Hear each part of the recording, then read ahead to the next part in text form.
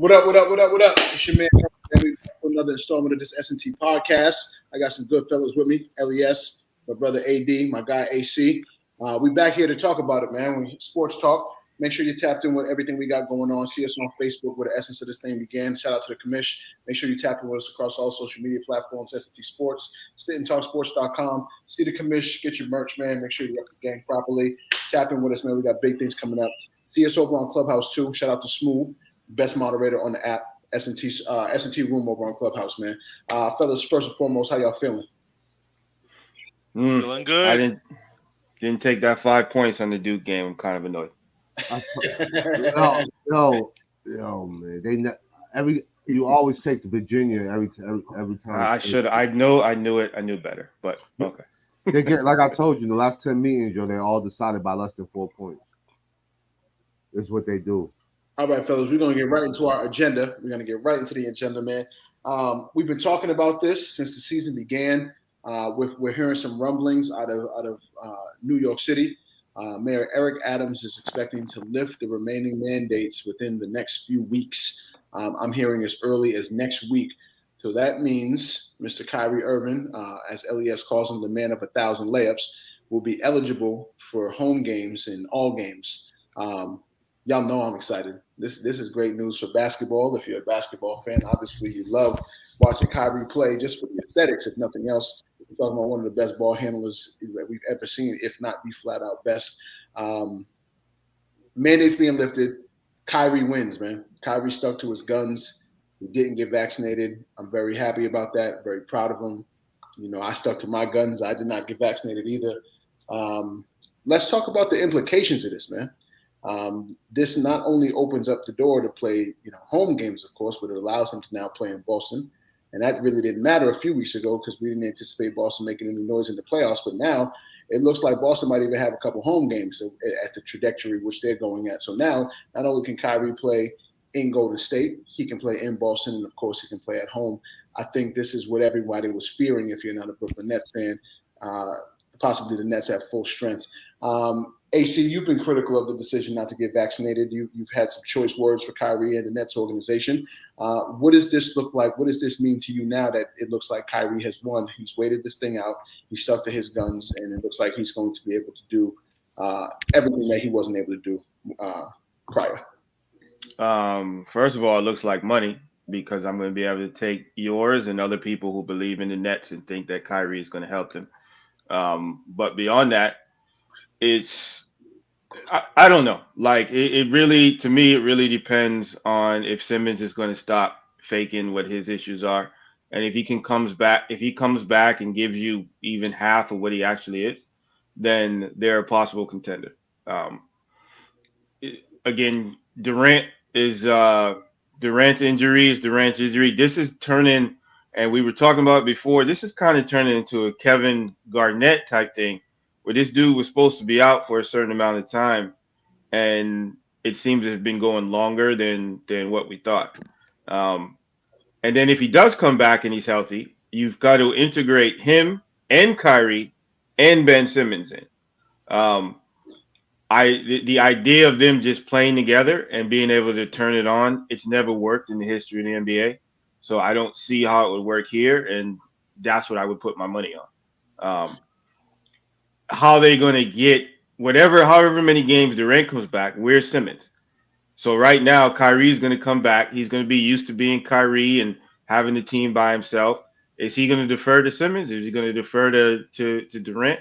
I think there's going to be more issues than what people kind of think that there are.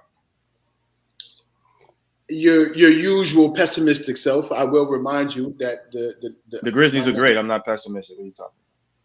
I will remind you that since the culmination of this Nets Big Three, or this new Nets era, if you will, we've been pretty much plug and play. We've revamped our roster almost every single season. We brought on 9 new members from last year to this year, out of a 15-man roster, and it worked seamlessly.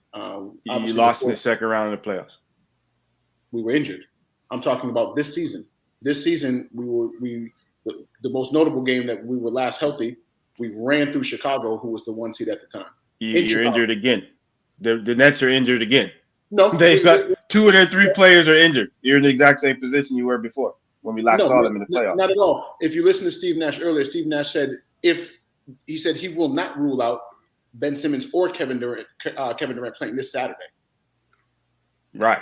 So Kevin Durant is practicing in full. He has no limitations in practice if you've been keeping up with it. So the only injury that we have on the books is Joe Harris, and as it looks like, Joe Harris will be able to return by playoff time. And with a skill set like Joe's, you really don't need many reps because you're spotting up, shooting wide open. Technically, the best pickup for the Nets right now is Dragic. Dragic will barely be used. He's the best pickup to me. No, that's absurd given the fact that Steph Curry is shooting 40% from three and he's shooting 8 of them a game. That's absurd. Oh, I'm not really counting him as a pick. I'm not counting him as a pickup, but yeah, no, you can count that. That's fine. That's yeah, and I mean Drummond is averaging 15 rebounds a game for us because we're actually letting him do what he does best. But I want to pass the mic around because obviously I'm going to have a lot to say about this. Les, mandates are scheduled to be lifted in the next few weeks. That means Mr. Kyrie Irving is back on the basketball court. Nets can possibly be at full strength before St. Patrick's Day.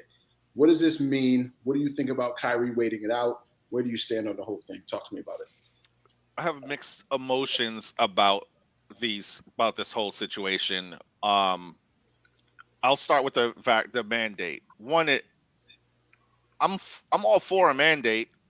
I'm not against it. I'm not for it, but it didn't make sense. How can you have players looking from an objective place? How can you have players on the team not play if they're not vaccinated, but if I play for, the Celtics and I'm not vaccinated, I can come into your stadium and play? That didn't make any sense to me.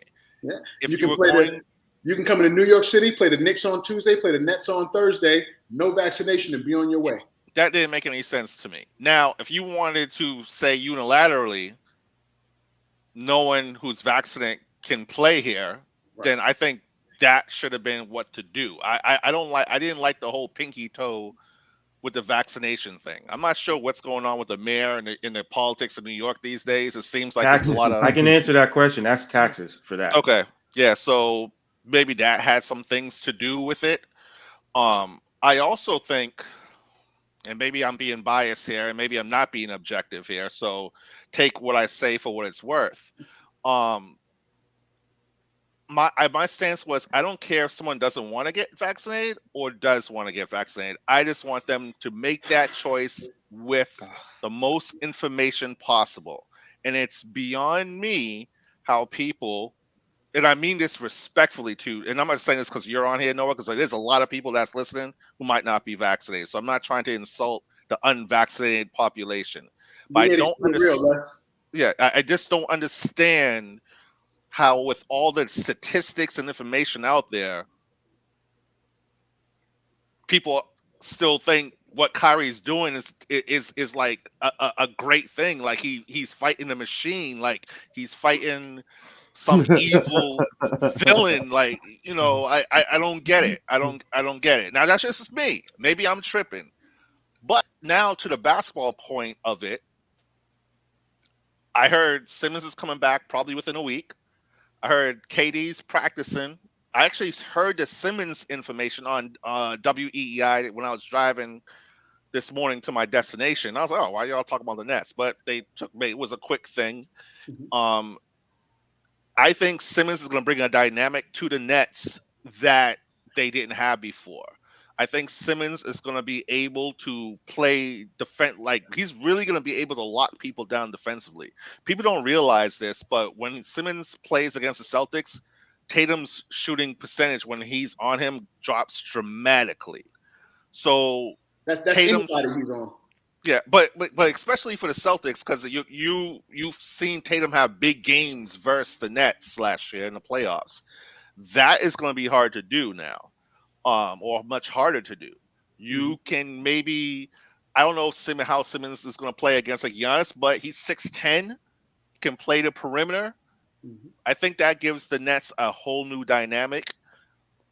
As always, I think the two wild cards over the last 2 years with your team is injuries or something weird happening with Kyrie. Mm-hmm. I think KD came back from injury last time, I think with Golden State, and got injured again. I'm not quite sure, what's going on now. I don't know if it's age or if it's just a ongoing issue that he's going to continue to have to maintain. But I think you guys got a chance still. I still think you do. I mean, the East isn't that great. The East is. I don't think so. The East is monstrous. Less I don't think so. Between seeds 8 and 1, it's a separation of like 5 games. Where if you look out west, the separation between 8 and 1 is 20 games. Yeah, and that's what makes the West harder. That doesn't make the East easier. That doesn't make the East harder. It makes it easier. That closeness, that parity. That means it's easier to win. That does not mean it's easier to win. Yes, it does. I think if the East, I think if teams were more dominant in the East, there wouldn't be that 4-game, 5-game gap that you're seeing. I think I don't, so. I think. Go ahead, fellas. Go ahead. No, we're gonna pass the mic to you, Les. Excuse me. We're gonna pass the mic to you, Les. We're gonna touch on your point in a second. I want to get some of AD's. Yeah, please. In this. AD, go ahead, bro. I mean, to be honest with you, it was only a matter of time that was going to get uplifted, and kind of to piggyback off what Les said, like it was unfair, like an example that Les was saying was Bradley Beal. Bradley Beal's unvaccinated, because he was the first player to do it. You know what I mean? That at the beginning of the year, he played in New York. He played in Brooklyn, unvaccinated. You know what I mean? So to be honest with you, I thought that was going to draw a red flag earlier, but it didn't. To be honest with you, but I knew it was going to get uplifted. The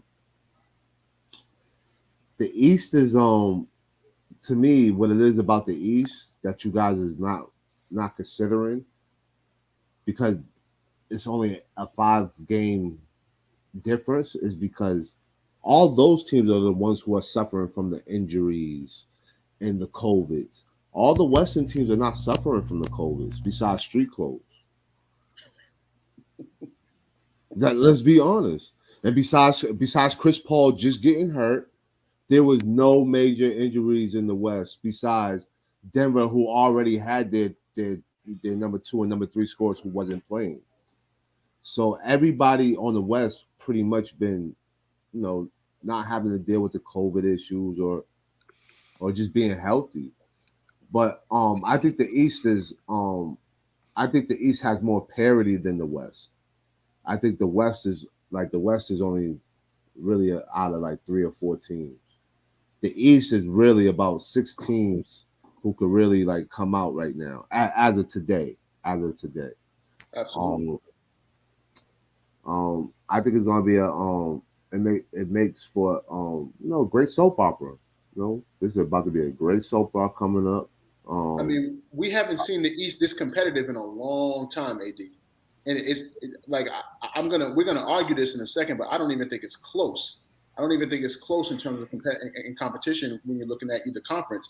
The Western Conference has 2 teams we all know that it's 1 or 2 teams coming out of the West. You have absolutely no clues coming out of the East because there are that many elite teams. The elite teams, if you did a power rankings, 7 of the top 10 teams would be Eastern Conference teams. There's no elite teams in the East. I would say Milwaukee would help. If Milwaukee has everybody, Milwaukee would be the closest. Yeah, that would be the closest. That's the thing. Everybody's not healthy for us to judge on. The front runner for MVP is in the East. Yeah, and he shouldn't be. He's on a. What is he? It changes so much. Is he 4th? Is he 5th? What is Philadelphia? Yeah. Oh, by the way, I'm not wishing anything bad on MB, but the chances are he's gonna get hurt sooner or later. He's prone to do that though. That's just. But we're ignoring the fact that when you have a harder team, when you have a Titan, when you have a team again, Golden State, like I said, I'm shocked the way that they're playing. But when you have a Golden State and the record they have, Phoenix, I guess, even though they're a bit smoke and mirrors to me, that makes it a harder conference because you have less chance to win.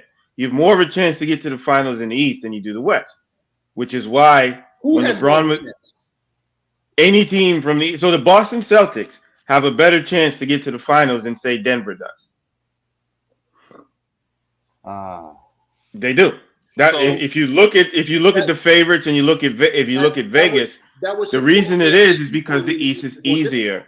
No, it doesn't. It means that the East is easier because if you have less bites at the apple, then it makes it harder. So again, like I was about to say, for example, from 2010 to 2018, people who just are lazy would think that the West was harder when they don't understand that no, the East was harder because if you don't have LeBron, you had no shot. It was a harder conference when you talk about harder. Now, if you want to use the word competitive and say that the East is more competitive right now, yeah, it is. Because, as you said, if you're really only a couple teams in the West, which I kind of disagree with, but I know exactly what you mean when you say that. So the East is definitely more competitive. It's not a harder conference. The West is the harder conference. AC, we're gonna do this, and you're gonna help me make my point. Give me your top 10 power rankings in the league right now. You can't give me more than 3 Western Conference teams. That means 7 of the best teams in the league are Eastern Conference teams. The league is down as a whole. When you're saying best, you're saying that by default. What are you talking about? AC, give me your top 10 teams right now. I'm about to Google this. Just go by the rankings. I'll take Memphis. I'll take Golden State. I'll take Phoenix. And you can't name another Western Conference team. I would name the next 7 best. Even if you were to go 1, 2, 3. If you're going to name the Nets, which you are, then I can name Denver. No, the fuck you can't. Yes, I can. Bro, Denver has 0 shot to come out of that West, and we know this. 0 shot. Thank you. No shot. Thank you. Which makes the West a harder conference. Yo, AD, I think he just likes to argue. It's not an argument. It's simple math. You just make my point. Give me the power rankings of the NBA currently, and then you'll prove my point. Jesus Christ. What did I say already? You said the top 2 teams. You said the top 2 teams in the West. No, he said the top 3. Those are the best records. Memphis. Yeah. Right. Memphis. Now you can't say another Western Conference team for the next 7, at least. Maybe not. Hold on, let me hear you. Let me hear your thing again. If I go ahead, keep talking. I'll look in. Let me look at the names right now. I'm just so listen, fellas. Right? If it go by the power rankings of right now, the Celtics are number 3 right now. I don't believe that. There's no way. Call me what you want, but the Celtics are not the 3rd best team in the NBA. Oh, okay. I'm looking at it right now. I said Denver because that was in my head. I forgot that the Jazz are ahead of them. And we all know the Jazz are not contenders. You look at are the Heat contenders? Yes. Are the 76ers contenders? Yes. Oh my God. Are the Cavaliers contenders? No. Bucks, of course, yes they are. Celtics? No. Raptors? No. So what are you talking about the next 7 teams? I'm looking if I go by what you said, I'm looking at the Heat, I'm looking at the Bulls, 76ers, Milwaukee. Bucks. That's it. Thank you. It's Miami, it's Chicago, it's Philadelphia, it's That's Milwaukee. 3. 4. It's who? Brooklyn. Okay. Like I said, if you can say Brooklyn, I can say Denver and the other team. But AC, you have to say Brooklyn because they're still fake. You can't put Denver and Brooklyn in the same conversation. Okay. I don't say think Brooklyn. Rankings work that way. I don't believe. Say Brooklyn. I don't believe. Right. They don't. I don't believe. But say Brooklyn, and then that's 5. I don't believe power rankings work that way. I don't believe you can say that Denver is ranked 4th, but then say they're not. They shouldn't be ranked that high because they have no shot. No, because you've been watching basketball a long time. Does Denver have a shot to come out of the West? I don't think so. Thank you. That's it. That's what we're basing. But is Denver better than a bunch of teams in the East? Excuse me? No. But is Denver better than a bunch of teams in the East? Maybe. No, not without Michael Porter and Jamal Murray. No, they're not. Less. Okay. At all. They're missing their 2nd and 3rd best players. Thank you. You got to think about. So is Brooklyn. So is Brooklyn. So how can if you can extrapolate that Denver might get players back? How come you can't extrapolate that Brooklyn? I mean, if you can extrapolate Brooklyn can do, how come you can't extrapolate other teams? One, Kyrie's already playing. Kyrie is playing. Jamal Murray and Porter are not playing at all. And don't know Durant is not playing, and Simmons has not played at all. So what are you talking about? Durant is clear and practicing in full. they're It can supposed play to- Saturday. They're both Kevin supposed to Durant's make their clear to debut. play on Saturday. Yeah, they both are supposed to make their debut Saturday together against the Lakers. So Jamal Murray's supposed to make his debut whenever. I can say the same thing and extrapolate it out. No, you can't. The No, reason why you can't say that, KD's been not an coming back till MVP candidate April. all season. Jamal Murray has been rehabbing all season. they're not It's coming the back same till conversation. April. So has Ben Simmons. Well, Ben Simmons is hurt. ESPN doesn't even have Not Denver according in to the Ben top Simmons. 10. They had like Denver in number 11th in the power rankings, but that's ESPN, and we're not ESPN, so we could probably maybe that's something we should. No, I'm not putting Denver in my rankings. All I'm saying is if you're talking about the top, right? If you're talking about the top 10, it's pretty much equal. I've got Suns, Warrior, Grizzlies, Jazz. There's 4 right there. What are you talking about? Jazz are not contenders, AC. The Jazz are more contenders than Philadelphia, What the who fuck? just gutted their team. What I don't understand. And you're talking about injuries. The person that Philly got is supposedly injured too. So how can you picking and choosing as is your want? Only is he when you talk about not only injuries. is he injured, Aaron, he's also known for not coming up in big moments. Who's hurt? There you go. Talking about James Harden. He's talking James Harden.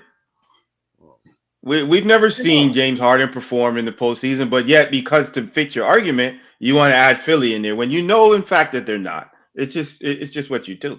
The narrative about James Harden. Look at James Harden's playoff numbers and tell me he doesn't show up in the playoffs. I'm looking at James Harden playoff numbers, and I'm telling you, he doesn't show up in the playoffs. We've had big debates about this, man, in the past. That dude he has bad moments, yo. Yeah, man, and it happened at the worst time. Good moments outweigh the bad moments 10-1. This is where you dig your hole, and you're going to die on this hill. Now you're saying James Harden shows up in the playoffs. Getting blocked in San Antonio. You all remember the turnover. No. You all remember moments. No. We need a live freaking poll that we can put out to the people and ask the people if they think James Harden shows up in the playoffs. If I'm not mistaken, all of a sudden, anybody. The data is there. The data is not there. The data is not there. Just last season, James Harden's hamstring all of a sudden decides to go out. And that's why they lost to the Bucks. That's why they lost to the Bucks. No, we lost to the Bucks because Giannis ran underneath Kyrie, but we're gonna deviate. We're not gonna get into that. We're not gonna get into that. Les, fanboy. To touch on it real quick, man. In terms of not understanding it, I don't believe. And again, I spoke with we have a group chat. Kyrie and I share a mutual friend. From my understanding, and again, I'm not claiming that I know him personally, but I've had conversation with him and around him. My understanding is his approach was not to demonize this vaccine. It was a personal decision. Unfortunately, he's just a celebrity. So he made a decision he made the exact same decision I did. The reason and you're both wrong in the system is because I'm not on television every day and they don't pay me $50 million to do what I do. Not yet. They will. More importantly, he made the same exact decision I made. There's not enough data on my wife is a pharmacist, a real pharmacist. She heads up the specialty pharmacy for one of the biggest hospitals in the city. We are one of the richest cities in terms of hospitals and medical care in the world. By far. My wife and almost 40% of her department refused this vaccine. So it's not just Kyrie on a wild, crying out for attention. There are medical professionals, hundreds of thousands of them. For the record, my stance. Hold on. Not to cut you off for a second, but for the record, not to cut me off, they cut me off. I know. It's that's the Boston driver in me. That's how you do it. So right, you throw the blinker on, you just go. No, but what I'm saying is I don't have an issue with anyone who doesn't want to do it. I'm not left. I just want people to know that they're doing it for whatever reason. I don't want them going off of false information. I'm not even I don't think Kyrie's spreading false information. I don't even think Kyrie's champion not being vaccinated, to be honest with you. But I think the non-vaccinated, not all, but some, are looking at Kyrie and they're propping him up as a martyr, so to speak, to say, yeah, we shouldn't get vaccinated. Kyrie's the man. F the government. F this. Blah blah. Not you, because I never seen you do that. To be fair, I don't even know why you don't got. He just called him the man at the beginning of the show, beginning of the segment. I mean, he just called him the man at the beginning of the segment. Oh, did you? Absolutely. Yes. Oh, What are you I talking don't know what I about? was thinking. I didn't hear that. Didn't know it. Because you're Didn't trying know to it. be diplomatic. You're trying to be diplomatic with your hippie speak. It's wrong. Whoa, wait. There's nothing Yes, diplomatic about it. Yo, we're gonna have a debate about this hippie speak, because Aaron, you're a hippie on the low, dog. Les, You're a hippie. You just don't even realize it. Les, the American government allowed over 100 million Americans to get vaccinated before the FDA could approve it. Mm-hmm. There is no data. Oh, God. There is no long-standing FDA data approval. on this vaccine. There's no You sure about long-standing- that? There Yo, is, fellas, it just made yo, it. fellas, Yeah. fellas, Thank fellas, you. There is fellas, no forget data. that Yo, fuck the vaccination shit right now. Let's go No, on. we can't. We can't fucking AD, because this is big news out of New York City today, and we have to talk about. Yeah, this. and it's not like we're arguing. We're just. There's no more argument. sparring This is here. it's been 2 years. What else is left to say on it? Literally, like when you really think about it, it has been exactly 2 years. Like there's no more. And what does that mean?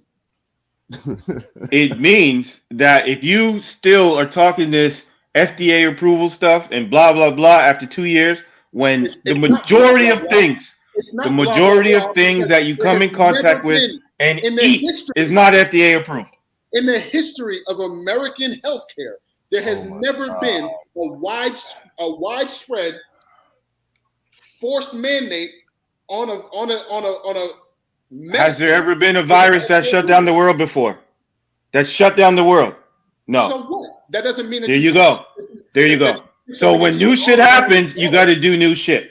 Do you know what the process is to clear a vaccine? It takes years, Oh, years God. upon years to go ahead. Has and do there so. ever been a global shutdown?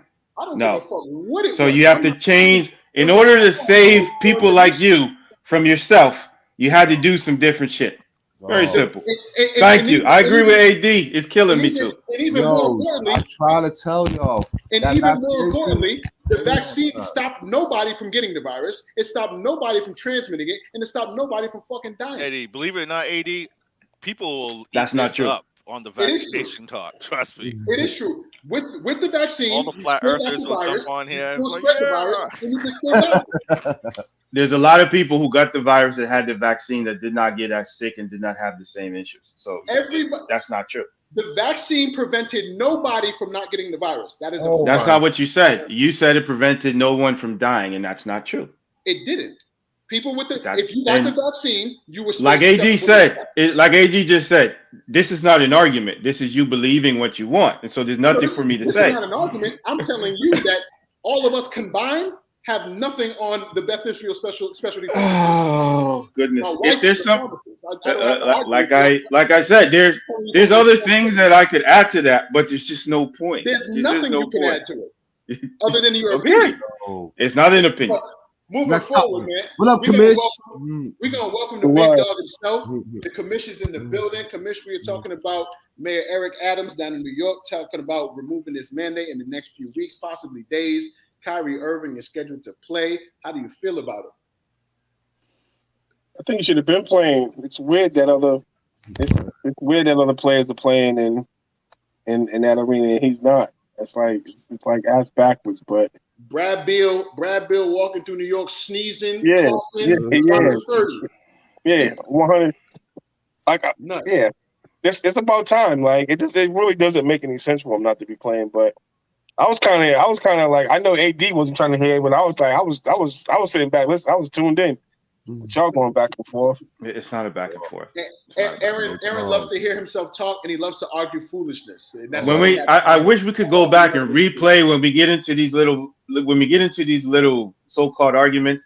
How many times we talk for 10 minutes and then everybody realizes you're wrong and it just gets silent, like every single time.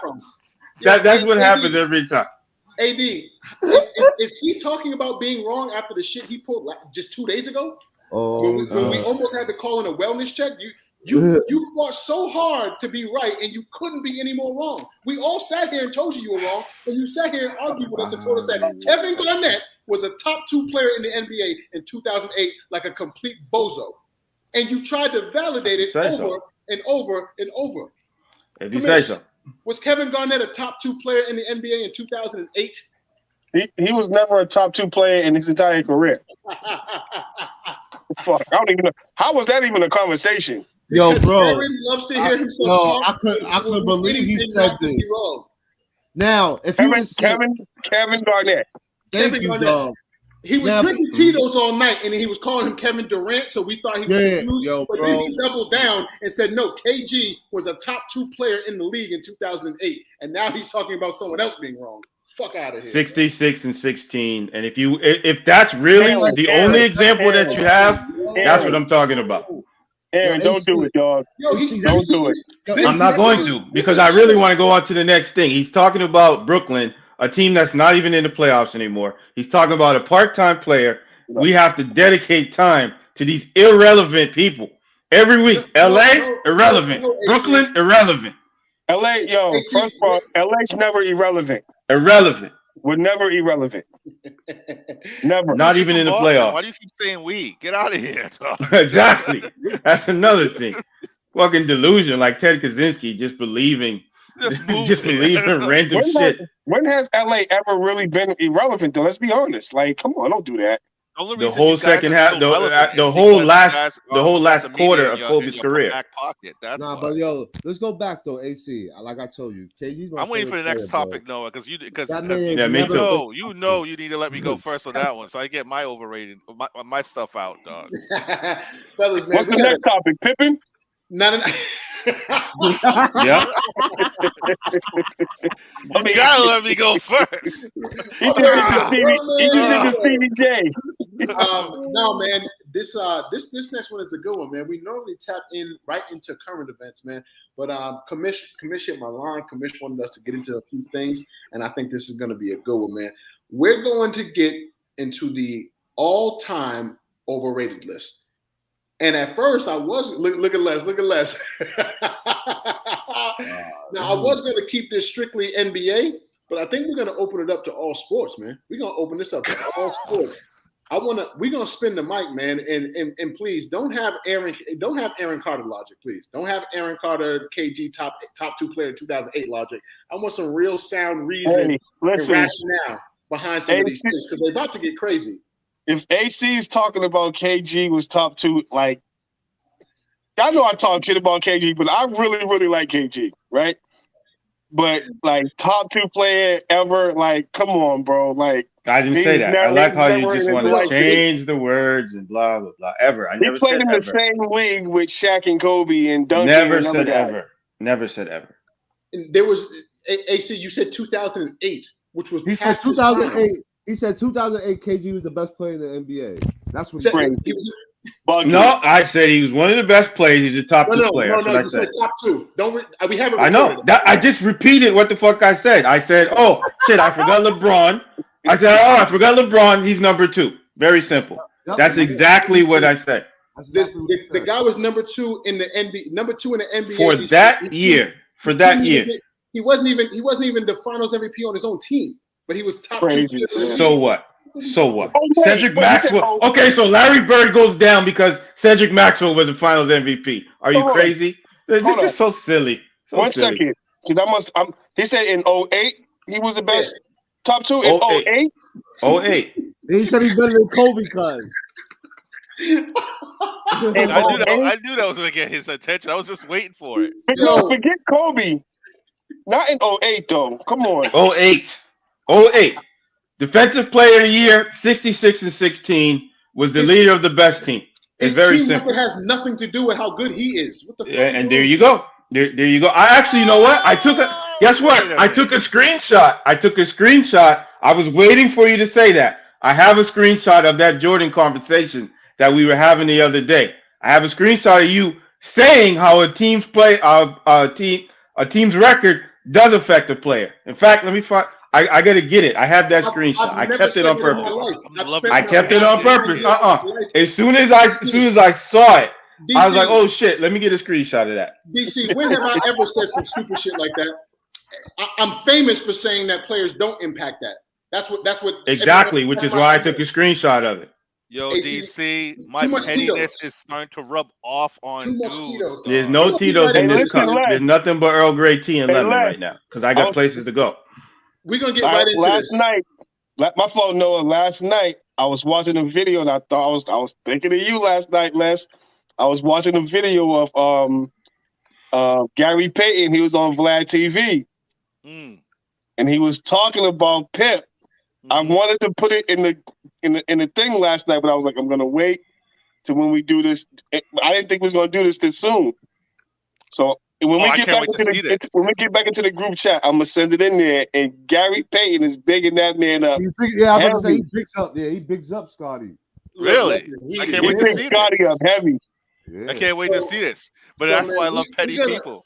We gonna, man, I think the best way to get the best results out of this, Commish, and this is your segment here.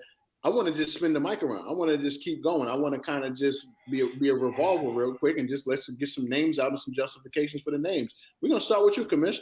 Any sport. You know who's up first on my list? Please Mr. don't Hankey. say- Mr. please don't Hankey. Please don't say nothing crazy. Mr. Hankey.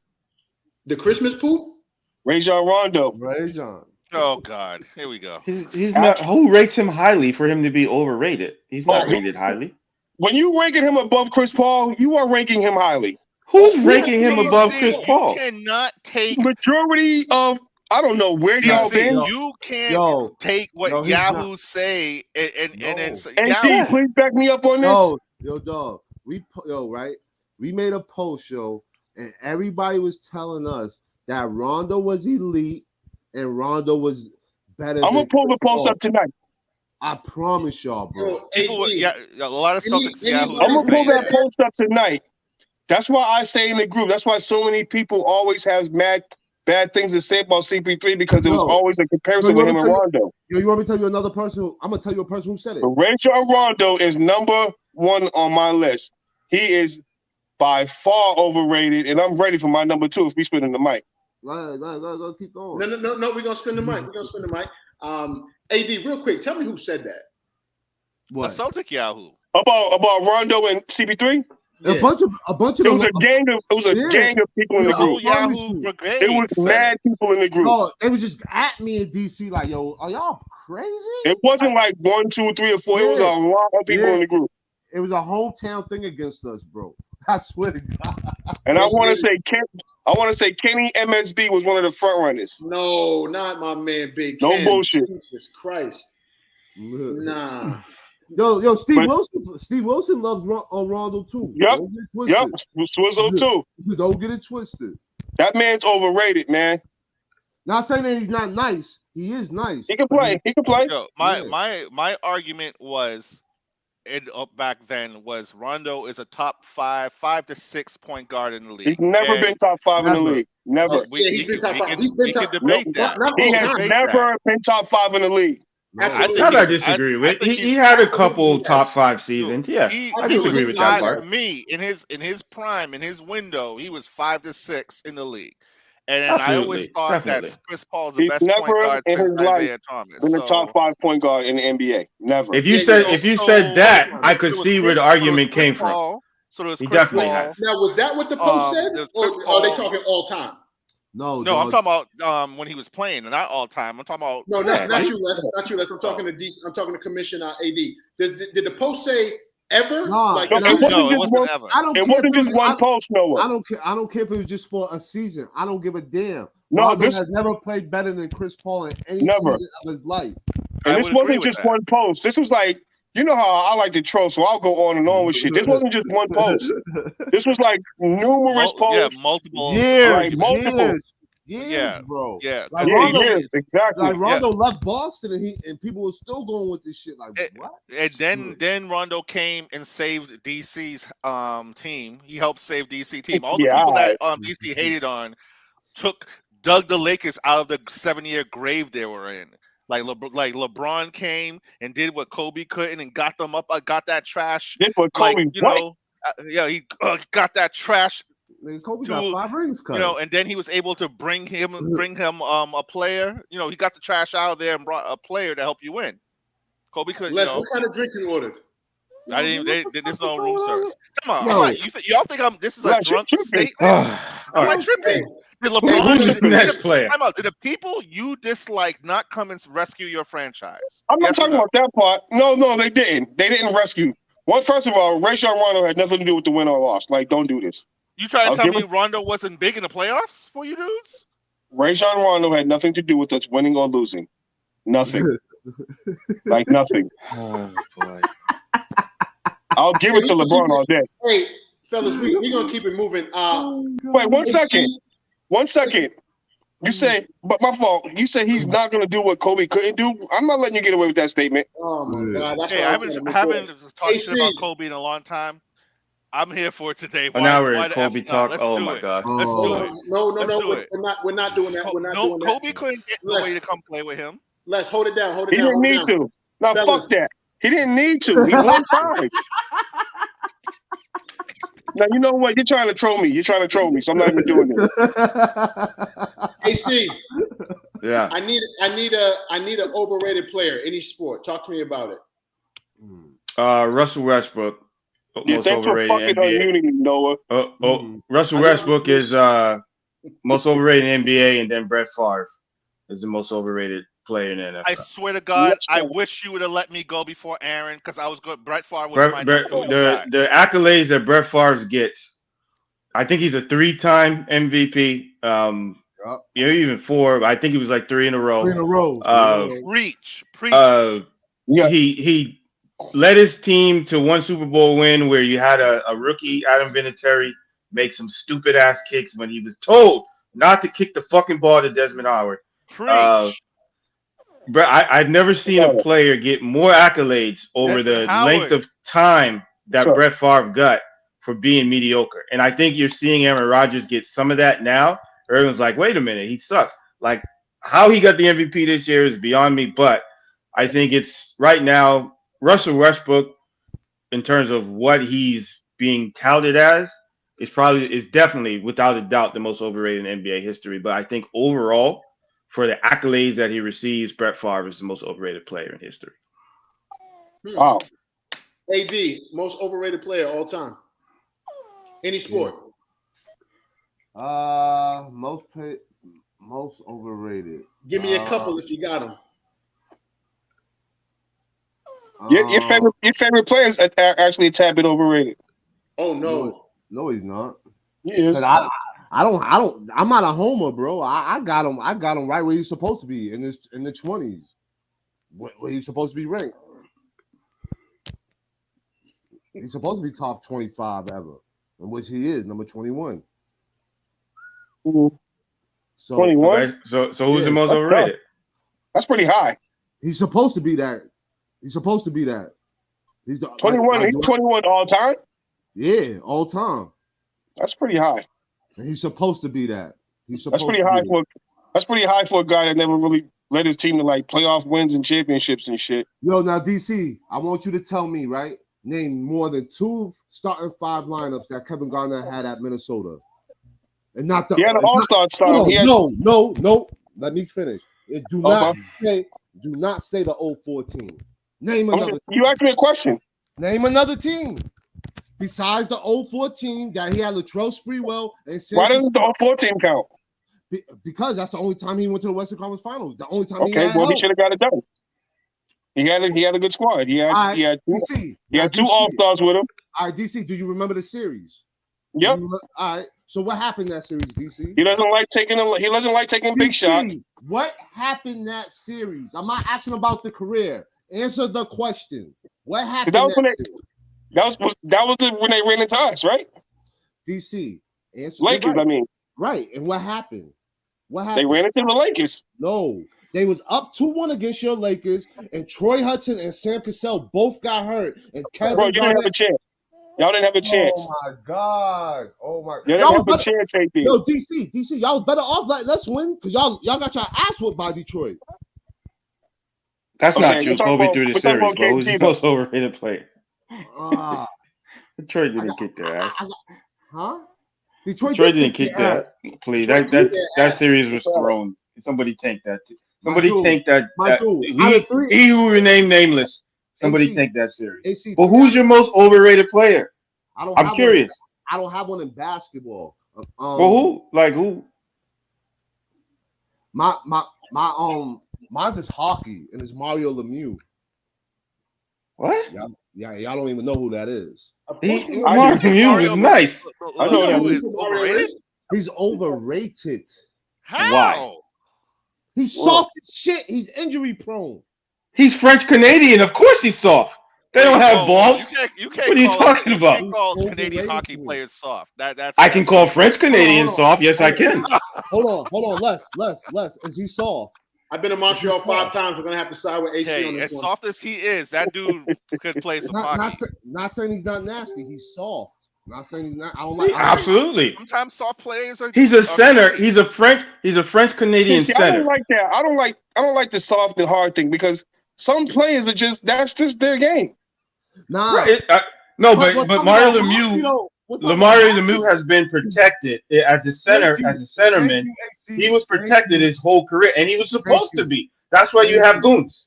You literally have goons to make sure that nobody fucks with Mario Lemieux. So you can't you can't blame him for not being tough. He's not Patrice Bergeron. He's not gonna, All right. Now, Whoa. now let me. You talk about. Hold on, Les. Hold on, Les. Les, this is not your segment, bro. Chill out, bro. Chill, bro. Chill. like I was about to say, bro. He all messed up my whole train of thought because you just yelling, bro. Go ahead, man. Go ahead, bro. Yo, my fault, man. Nah, I was bro. just trying to ask if you're trying to tell me you think Patrice Bergeron is better than that dude. That's not what I'm saying, bro. Okay, all right. But what I will tell you this, he ain't better than my favorite hockey player. I was the fucking great Ovechkin. How about that? Fellas, Okay. I'd have to think about that. That's a debate. No, it's not a debate. Barry Melrose already said Ovechkin with one ring is already top 5. Already top 5 ever with one ring. He got him ahead of Sid the Kid, who got 3 rings. That's interesting. I'm no hockey expert, but what's Mario Lemieux's ranking top all time? You think? Nigga, Like, what do you think the experts have him at? Like top 25. Wow. What? He's way higher than that. nah, AD, you got to be higher than that, bro. He's way higher than that. You got to be way higher. Bro, I don't know his ranking. I just said where you? He asked me where would you think? Top 25. Lemieux's not a top 10 player, fellas. So let's stop that shit. Okay. Let's stop that shit. Let's stop that.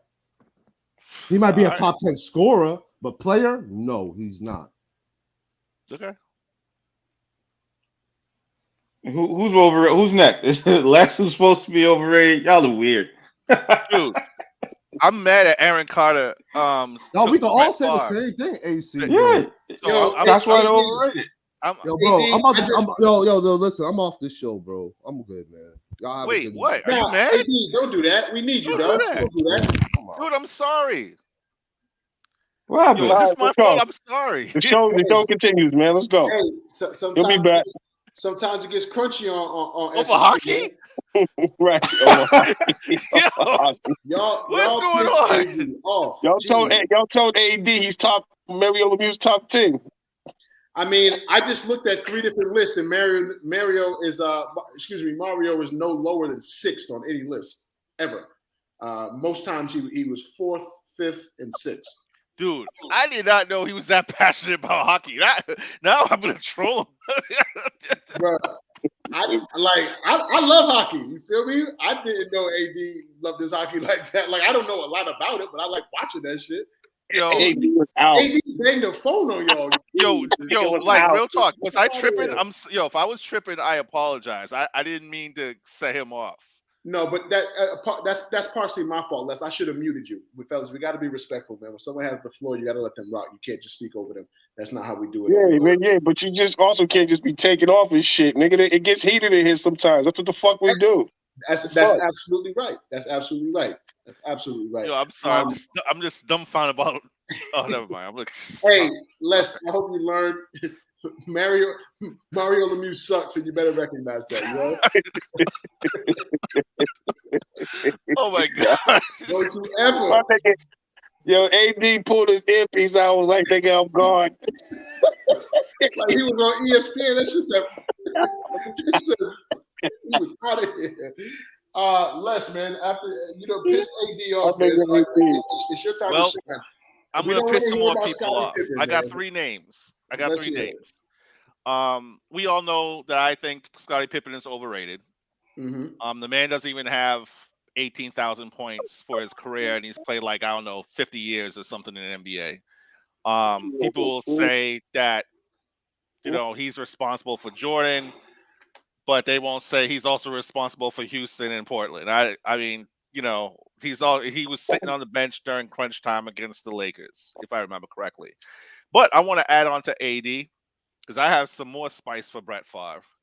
Brett Favre is overrated and if you want to know, Aaron and Noah has been saying this in basketball about a particular player, and I won't mention his name because we'll get off on a tangent. But if any player in professional sports history was ever propped up by the media, it's Brett fucking Favre. That is the only dude. No, yes. By the media, I disagree. By the media wise, Scottie Pippen has almost 19,000 points, Les. Oh no, he doesn't have 19,000. How many does he have exactly? 18,960. Okay. 17 year career, 18,000 points, 19,000 points. Right, I mean, he was the second option. When you look at 19,000 in the second option, that's pretty good. No, really? Okay. I mean, just in my opinion, if you're second option and you're close to 20,000, that's a good career. How's this dude only he's had a good career, but the way people elevate him, hell, Scottie Pippen thinks he should be in the same name as Michael Jordan. Scottie Pippen does. Yo, Gary Payton and someone else said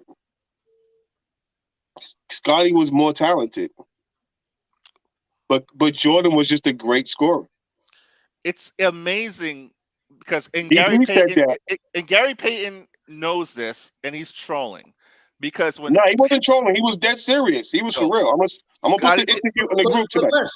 Can we just dismiss that? Because I mean, not for nothing, Scottie Pippen led those teams in every single category except scoring. Which teams? The entire Bulls run. Yeah, I'm not sure that's accurate. No, it's 1,000%. If he did lead those statistics, they couldn't be by much. It couldn't be more. It wasn't by like a full assist or a full rebound. Like Michael Jordan is damn near 36-6 for his career, something like that. Right. And Scottie Pippen's like 16, 5 and 6. What does that have to do with the 6 years that they? I'm saying, like, I don't know. I'm not entirely sure that's accurate, but let's say it is. It can't be by much. If Pippen, let's say Pippen averaged 6.3 rebounds during the Bulls' career run, Jordan averaged 6.2 or 1 rebounds. Let's say Pippen averaged 6 assists. Jordan probably averaged 5.8 assists or something like that. You're giving me the totals. Let's look at the averages though. The only average we have there is the points. Everything else is totaled in blocks. And those numbers aren't that far off. Jordan's a 6'6" guard with 719 rebounds. He's a shooting guard that shoots the ball that much and had 622 assists. It's not like Pippen was just dominating these other categories. But that's not what Gary Payton said. Gary Payton simply said he was better. And if you ask me if Scottie Pippen or who's a better facilitator or passer, Scottie Pippen or Michael Jordan, I'm going to go with Scottie Pippen. He said the same thing about LeBron. He was like the same thing about LeBron. He was like, LeBron's a much better overall player. He's like, but the thing that separates them from Jordan is Jordan makes those big plays. He gets the big rebound, the big steal, the big points, the big shot. He's going to get the clutch shit. I think Scottie Pippen was also overrated on defense. I think he was also overrated. I do. Because I can't remember him ever really, I remember Bird having his way with Pippen. I remember Grant Hill having his way with Pippen. You watched the 91 finals, Les. You remember what Magic did to Mike game 1, and they had to make that adjustment. Phil said, so did Pippen really slow down Magic the way everyone tries to say that he did? Come on, He man. did. He didn't have a triple double anymore. He wasn't putting up a but triple Magic double. was still getting his going Magic. It wasn't like Magic, like Pippin's got on Magic, and all of a sudden Magic was terrible. like Magic was still balling. It's not about being terrible, Les. It's about making the impact, making the difference. There was He a slowed difference. them down a little bit, Noah. It wasn't Les, like he there took was- Magic out the game. You can't take Magic out the game. Nobody Exactly. can. So then why do But people he act made like they the took him out difference. the game? No. And I think that's where people will go wrong because they think it has to be, these extremes. He made the difference. Had you have left Mike on Magic, you would have clearly had a problem because Mike couldn't do nothing with him. When you put Scotty on him, you can slow him down. Mhm. You can neutralize him to the point where it becomes advantageous for your team. That making that difference, it doesn't have to be a huge delta. It could be this big, but if that difference is what helps your team win, then the difference is critical. Doesn't have to be a huge delta. It could be a small delta, but there's a difference. Hence why they made the change. Dude, I've seen plenty of games in my time where Pippen is getting cooked by someone, and Michael went over there and locked that dude Now down. listen, Jerome I can name Jerome Mark Price, for Percy. example. Say again. Jerome Percy used to cook Scotty Yeah, that's true. regularly. That's true. And by the way, Scottie Pippen's been in the league 17, And 18 Jerome years. Percy He's a sucks. 7-time All-Star in his career, which is insane. Like, not even the coaches were voting him on the team. Who's that? You know, Who you talking about, Les? Scottie Pippen. Oh, Right. Oh, by the way, to my media point, the media made excuses for Brett Favre. He could throw interceptions, and they're like, "Oh man, that guy's a gunslinger. He'll take a chance." Drew Bledsoe throw an interception. He didn't get that type of love. Drew Bledsoe had a 3-time MVP. Yeah, and he also Favre shouldn't have been the MVP then. And he's We're not also talking about what Favre's not should have happened. overrated. We're talking about what did happen. He's a 3-time MVP. But Brett Favre also probably thrown for any great quarterback you can think of. Brett Favre is probably had more interceptions in a season than those quarterbacks you're thinking of. He's thrown more interceptions and touchdowns at least 3 or 4 times. He's had at least 6 or 7 20 interceptions or more in a season. he takes more chances than others. He's the most So exactly, he gets a pass for making a dumb throw, and others don't. Not for nothing, LeBron has more turnovers than most people. Well, LeBron's but we all know, but LeBron doesn't average high turnovers, if I'm not mistaken. Does he? Does he average more than 3? He does because he has the ball in his hand a lot, like Brett. Brett had to. He has more than 3 turnovers for his career. Name a great running back that was behind Brett Favre. I can't remember. I can't remember. Wait, it's the argument that Brett Favre is on. Devin. What's his name? Devin. Exactly, Les. Okay, but let's talk about Brett Favre's defense. He's always had a great defense. He had Reggie White.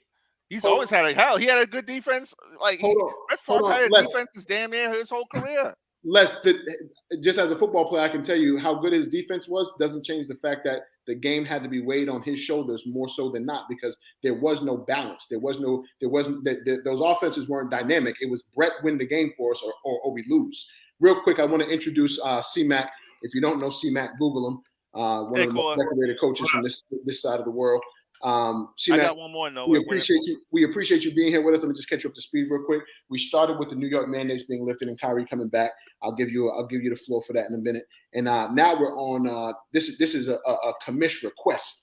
We're talking about overrated players all time, and I'm so glad you're here, C-Mac, because I know who you're going to talk about, and I can't wait to give you the opportunity to do so. And making sure Dana's here. Okay, yo, what are you drinking, man? Coconut water? Yep. Hey, tastes like dirt. I want to tip my hat to you too. I see the tech suit. I see the tech suit game. That's the second hue of green this week. I appreciate you. I didn't know anybody's bag was as deep as mine, but I see what you're doing over there, and I appreciate you. Big salute. Let's go ahead, man. I'm up to 7, bro. I'm gonna leave the Brett Favre thing alone because I got more smoke for him, but I'm gonna leave it alone. I want to finish off my overrated by just trashing Jorge Posada. He sucks. he's a Yankee. He sucks. Damn. I read an article once saying, "Oh, he should be in the Hall of Fame." Shut the fuck up. He doesn't should be in the Hall of Fame. Who rates him high though? For him to be overrated. Who rates him high? Yo, I don't know. I'm just shitting on Jorge Posada. Aaron Boone's overrated to me too. Nobody rates him high. Roger Clemens was on steroids, so he's probably overrated as well. Yo, Les is going crazy. Les just said the F word. I think the Bronx is overrated in altogether. Like, it's not a nicer place to live than Brooklyn. I think Brett Favre's overrated, man. So I think I'm done. It's not a better place to live in Queens or Far Rock. No, it's better than Far Rockaway. No, Far Rockaway's on the water. Les, we appreciate you, man. We're gonna take this all over the place. Jesus Christ! All right, I'm done. I'm sorry.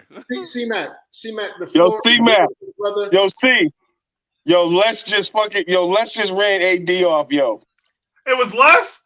No, it wasn't Les. It wasn't Les. Apparently, it was me. Oh, it's you. All right, my B. Apparently, it was me. Oh, damn, you made me say sorry like 4 times. It was both of y'all, man. It was both of y'all. Corey, whatever you do. Yo, Noah, we'll offline it, and I'm because I have some choice words, and you and I will offline it. But apparently, it was me. Yo, Corey, whatever you do, don't talk bad about Mario. Hey, talk good about Mario Lemieux.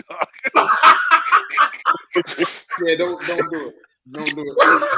Yo, from now on the SNT podcast, the M word is banned. The M word being Mario is now prohibited. Don't type this over Mario Lemieux, bro. No Super Mario, no Mario Brothers, nothing. We ain't talking about Mario at all. C-Mac, French Canadians, whatever. C-Mac, the floor is yours. We're talking about overrated players. Give me some overrated players all time, any sport. And I got 4. Oh yeah. All right. I'm telling you, Corey. You know where I'm going with basketball, so you're gonna have to sit there and soak that up. All right, you're gonna sit there and have to soak that up. All right, so we'll just leave it at that. All right, in baseball, Derek Jeter. Oh no, I didn't even get to him. Thank you, Corey. I agree with that. Thank you, Corey. I agree with the Jeter joint. Derek Jeter. He started off good. Yo, for the last 10 years of his career, they had to hide him. They had to hide him in the lineup up and down, bro. He was symbolically good. He was symbolically good, and he made 2 great plays when it mattered most. Wonderful, but no one is screaming that Derek Jeter's a great hitter, bro. Like, I agree with you on that. Nobody's saying that, and he made one of the best plays ever. But Barry, this is absurd. Ricky Henderson and freaking Ken Griffey Jr. have made far better plays than that in your sleep. So I'm not here. Yeah, but he's got doesn't he have 3,000 hits and 285, something like that? And that is number. Played forever. I mean, come on, man. This would make it even more difficult to maintain. Anyway, so Derek Jeter in baseball. Fuck that guy. Like I don't even he's overrated. He's overrated. I can't get with that motherfucker. So Corey, I hope you can hear me clapping. Thank you. So get him out of here. He's finished. Finito. All right. When it comes to the NHL, and no. The most overrated player in the NHL history has been Sidney Crosby. Right? What? Sidney Crosby. Sidney Crosby has benefited from the stimulus package that was a great defenseman playing with great defensemen in Pittsburgh. All right, I'm not messing with Sidney Crosby. He's one of the most overrated NHL players ever. I was gonna say Lindros, but Lindros was hurt a lot, right? And Lindros could barely talk now, right? So like you can't put Lindros on the list at all. So boom, let's get that motherfucker out of the way. Now, third for the NFL, the most overrated player ever is Ben Roethlisberger, in my opinion, right? And Big Ben hasn't been good since Adam was a lad. even Adam Nennelly was a lad, right? Like Big Ben has been terrible for the past decade, bro. Like no one is. He's ran wide receiver. Who rates him high? Huh? What? No, people were talking about who rates the rapist high though for him to be overrated. He's going to the Hall of Fame. Like people talk about Ben Roethlisberger like he was a freaking automatic Hall of Fame bid. Yeah, what makes him overrated though? Because he hasn't been able to throw. He has the least amount of yards of throws over 30 yards in the past 10 years, bro. Like Ben Roethlisberger, he's worse than Tom Brady with the dink and dunks, right? Like Ben Roethlisberger is one of the most overrated quarterbacks ever. Now let's get to basketball. We're gonna come back to that Ben Roethlisberger, but I gotta hit his basketball. Oh, Kobe Bryant. Yeah.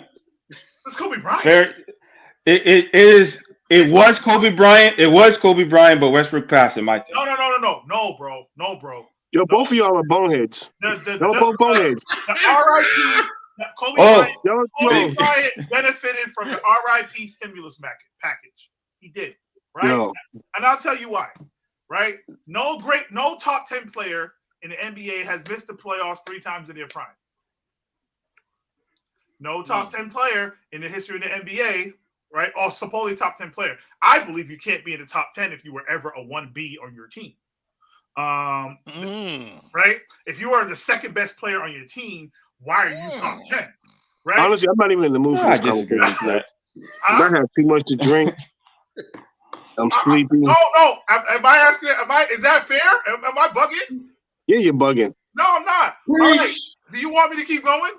Yeah, I would have to think about that point, but yeah, keep going. Think about it, right? Shaq is dropping 37 and 18, right? And freaking housing MVPs, and all Kobe Bryant got to do is take one dribble and just think about Kobe Bryant's. Now you're just being funny. You're just being funny. You're too intelligent with basketball. You're just being funny now. Let me continue. Take your headphones out, DC. Everybody who is a great player in the NBA has that moment. Kobe Bryant's iconic moment is a pass to Shaq. My thing is, why is it always the fans that talk like this, but then it's the peers that have him top 10 and top 5? Because they see the marketing boost from him. They see what marketing boost are they getting by saying Kobe's top 5? Listen, grinding the tee. Like what marketing boost are they getting by saying he's top 5, bro? Kobe Bryant replicate the way Jordan walks, the way Jordan talks. Who cares? Let me say this. Who cares if he copies him to the T? If he's effective, he's effective. Yo, listen, he's not top. What kid was in? No, what kid was? What kid wasn't? What kid was not in their room? What kid was not in their room shooting a sock in their basket, screaming Jordan? What? Screaming Jordan? That's good. There was this. Correct. So why is it not okay? Now that he's really that good, why is it not okay? No, everybody was Jordan in their room when they were shooting. Jordan, though. He's not Jordan. He's Jordan. We get that. Diet Jordan. He's diet Jordan. All right, let's forget the jokes. Let's be for real, though. Yes. Okay, so he missed the most shots in history. He took the most shots in history, right? So now it's a problem looking up to your favorite player. That's what you're telling me? No, your favorite player, you should be able to separate your favorite player from what he actually really is. You see what I'm saying? That's the problem that you have the same problem that Jordan's fans have, right? Like Kobe Bryant, dudes did not want to play with Kobe Bryant, right? And Jordan's players didn't want to play with him. Really? They didn't like him. Okay. Where were you at when this was happening? But he's not Jordan, Dana. That ain't what we was just talking about. We were just talking about who likes who. Jordan's teammates didn't like him either. What's the difference? Jordan's teammates won. Kobe's didn't? No. Where are we going with this? 1B, yeah. We all watched the same. We all watched the same basketball games, bro. He has the lowest in those two finals. In those two finals against Orlando and the Celtics. Oh God! Right? He has the lowest field goal percentage of any Finals MVP. Yo, can you find something else that's better to talk about? Because like Gary Payton, like Gary Payton, one of his peers said that he said everybody want to talk about that Kobe field goal percentage. That shit didn't mean nothing to him. because he said this is what Gary Payton said. This is what GP said. This is what GP said. He said when it comes down to the crunch time, it don't matter if Kobe's 7 for 30 or not. He's gonna bust your ass and win the game at the end of the game. Okay, so that's not talk me true. through a Kobe Bryant game-winning shot. That is true. Hold on. Very true. Talk me through a Kobe Bryant game-winning shot. I'm not listening to two people not make sense. I'll listen to one. DC, I'm not gonna listen to two people not make sense. I'll listen to one. Pull it up, Dana. I'm asking you. Find me a Kobe Bryant game-winning shot. You're not serious, right? Wait, time out. You're not serious, right? He's got game-winning shots. You're not serious, right? You're not serious. I don't remember winning. I don't remember winning the playoffs. That's a good point. I don't remember one off the top of my head. Kobe Bryant game-winning shot. We got another one. What's going on? Hey, Corey. I think. Let me help you out here. I think a better argument than the game-winning shot might have been is to point out. I once read an article that actually was about Kobe Bryant being overrated, and the article basically had said when Shaq was out, like with an injury or whatever, the Lakers' record wasn't nearly as good as when Kobe was out and Shaq was playing. We know that already. Everyone knows that already. I think I would have went with that over the game-winning shot stuff. No. Listen, the reason I'm bringing up the game-winning shots because there is a narrative in the atmosphere that Kobe Bryant is this super duper clutch basketball player. Now, what I will give him is that he's made shots with a high degree of difficulty with 9:48 left in the game. With 9:48 what's that? In the game. What's the headline on it? Game time and go ahead shots in the playoffs. 5 for 22. I believe those numbers are skewed. I don't believe they start taking those stats until we're talking about dudes. Every player, look at the players in the graphic. Every player in there is modern era. Look at Kevin Durant, right? There's more playoff games, so they would find me a game-winning shot that Kevin Durant has. He's made, and you were like, "What the fuck?" Right? We wow at Kobe shooting over 4 dudes, right? Everybody is wowing, but really, like I didn't. I thought you should have passed it. Yo, he got 4 dudes on him, right? Right? And the difference between him and Jordan is this, because there's a picture online where it's comparable, right? 4 guys. Jordan shooting over 4 guys, Kobe shooting over 4 guys. What's the difference? Jordan is this high above these other dudes. Of course, they're like stiffs and plumbers and shit, like like freaking like Matt Harpring and shit, right? But like Kobe is like leveled with them. Like I know people they get their heartstrings tugged and everything with Kobe Bryant. That's cool, right? But like I literally watched the Utah Jazz like say, "Hey, Kobe, this is your night," and they fanned over him, and he got 60 points on 60 shots, 50 shots. Like, come on, man! Like that game summed up his whole career. That final game summed up Kobe's career to me, and I said it at that time. But I do think I just didn't feel like having the argument. But I do legit think that Westbrook passed Kobe in terms of being overrated. Yeah. Looks about right.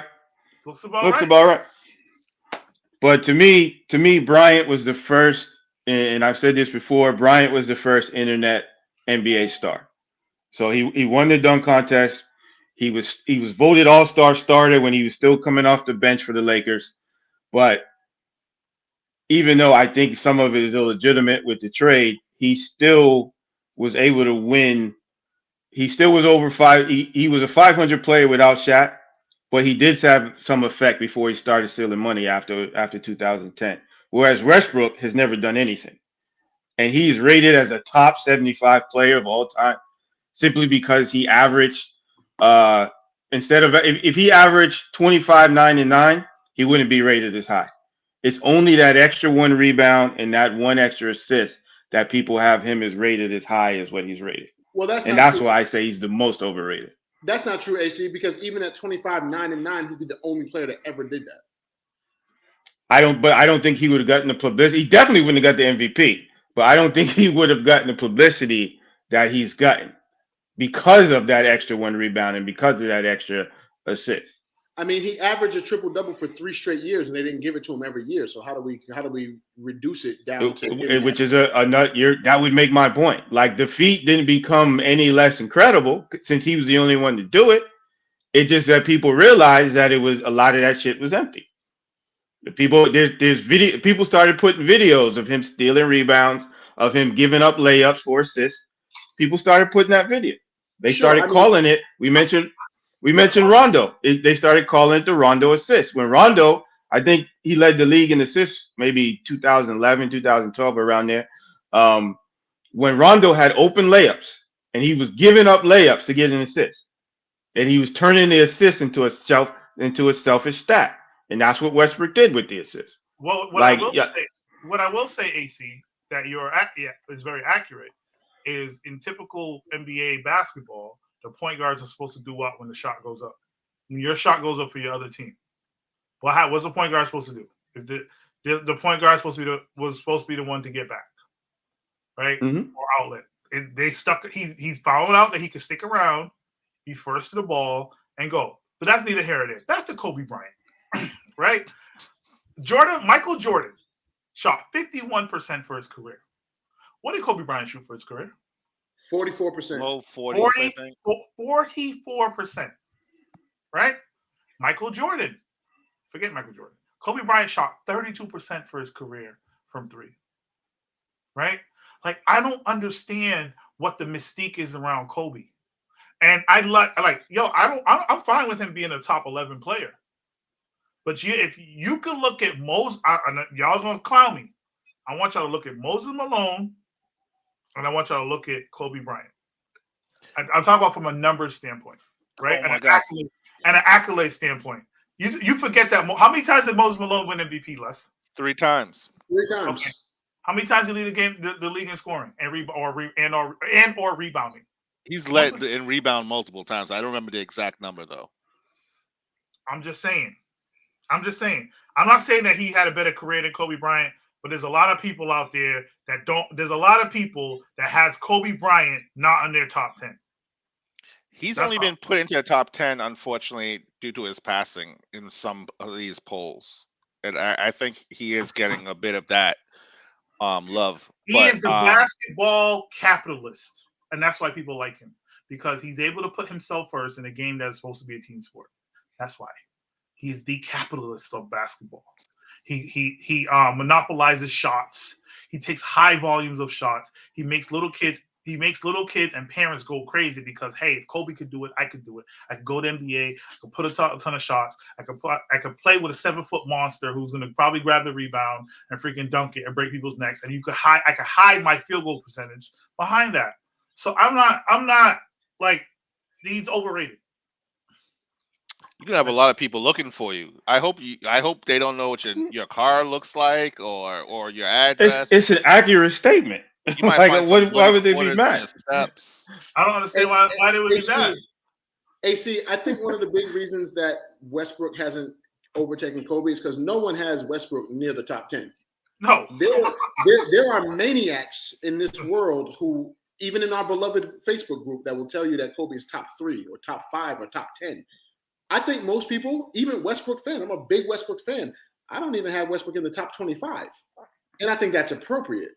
I think why, when we talk about overrated, I think Kobe takes that title because there are masses of people who believe that he's a top 10 or top 5 or top 3 all-time player. And to the definition of overrated, his placement isn't fit for his production. Westbrook, however, I can't argue that. I get that. Yeah, that's, again, there are, I get it. With just with the Kobe stuff, it's glaring. Like everything that he broke down is true.